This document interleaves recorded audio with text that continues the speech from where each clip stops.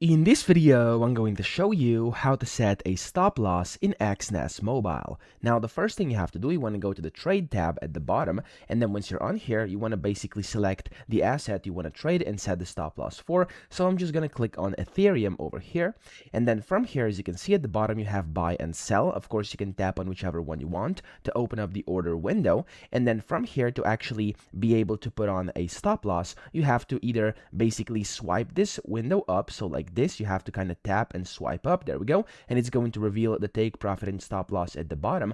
Or you could just tap on, when you tap on buy, as you can see just where it says regular, to the right there's like this icon, which is like the settings icon. Tap on that and it's going to basically open up these settings as well. Now in here, you can of course select if you want a market, limit, or stop order, and then here at the very bottom, you'll be able to of course put in your stop loss. So as you can see, it says stop loss. Tap on it, it's going to kind of automatically fill in, but of course you can set it to whatever you want it to be. You can go with either the plus button or the minus button over there, and then whenever you're ready, whenever you're happy with your stop loss, you can just go ahead and of course confirm your buy or sell order. So that's how to do it. I hope this video helped you out. If it did, please subscribe to the channel and help me out as well.